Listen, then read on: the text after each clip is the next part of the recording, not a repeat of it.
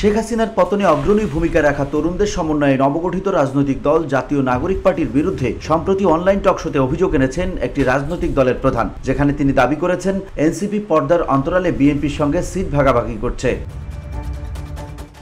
শনিবার সামাজিক যোগাযোগ মাধ্যম ফেসবুকে এ বিষয়ে দলের অবস্থান তুলে ধরেছেন এনসিপির দক্ষিণাঞ্চলের মুখ্য সংগঠক হাসনাত আব্দুল্লাহ। এছাড়াও এনসিপির বিরুদ্ধে নির্বাচন পেছানোর অভিযোগকে ভিত্তিহীন বলে জানিয়েছেন তিনি। সেই সঙ্গে জানিয়েছেন দল হিসেবে এনসিপির প্রধান লক্ষ্যের কথা।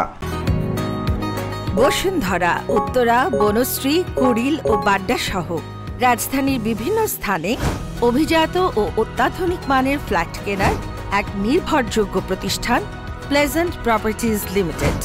তাই আপনার স্বপ্নের আবাসনের জন্য আজই যোগাযোগ করুন। Pleasant properties limited, where destiny matches eventually।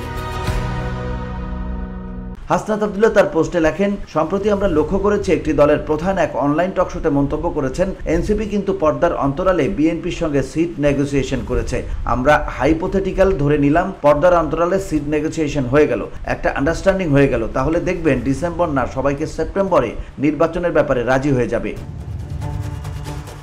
তিনি আরও বলেন, আমরা উল্লেখিত রাজনীতিবিদদের প্রতি আমাদের সম্মান ও সৌহার্দ্যপূর্ণ সম্পর্ক বজায় রেখে বলতে চাই, বিএনপি বা অন্য কোনো দলের সঙ্গে আসন ভাগাভাগির সমঝোতার দাবি সম্পূর্ণ ভিত্তিহীন। কোনো দলের সঙ্গেই এনসিপি আসন ভাগাভাগিজনিত কোনো আলোচনায় যায়নি। কাজেই সম্মানিত এই রাজনীতিবিদদের বক্তব্য অসত্য ও বিভ্রান্তিকর।